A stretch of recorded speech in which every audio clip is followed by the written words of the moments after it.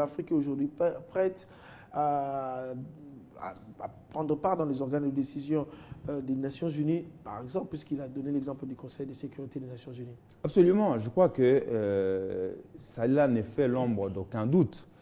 Un des meilleurs secrétaires généraux des Nations Unies était Ban Ki-moon, et plutôt, je voudrais dire, Kofi Annan, qui est un Africain.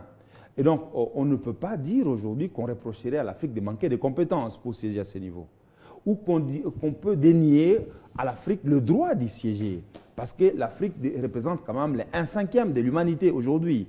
Et l'Afrique a une population dynamique, comme le président l'a dit encore une fois. L'Afrique regorge des forêts, des eaux douces et tout ce dont l'humanité a besoin aujourd'hui pour sa survie. Les enjeux de l'avenir de l'humanité reposent en Afrique et les autres vont décider de l'avenir de l'humanité sans nous, au moment où nous détenons la clé de l'avenir de l'humanité. C'est insensé, c'est injuste et ce n'est pas productif. Et donc, le président Kabila a été très clair sur la question. Il avait juste, et vous avez entendu les applaudissements qui s'en ont suivi.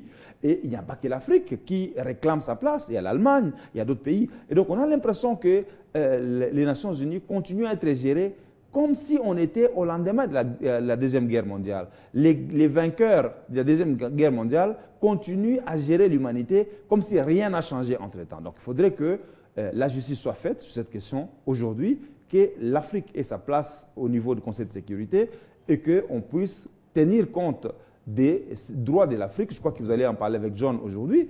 L'humanité attend beaucoup de l'environnement africain, voilà, l'environnement congolais en priorité, le bassin du Congo et les poumons, le second poumon mondial.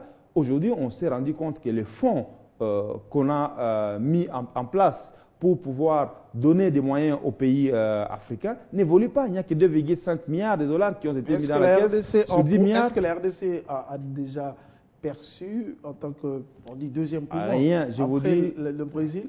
La RDC n'a rien prévu, perçu jusqu'aujourd'hui, et nous sommes dans des procédures pour les raids qui n'ont pas encore abouti, et donc il faut qu'on avance vite, qu'on cesse des discours, qu'on cesse des projets. Il faut que l'Afrique tire profit de ses potentialités, tire profit du fait que nous préservons l'environnement pour le bien de l'humanité aujourd'hui.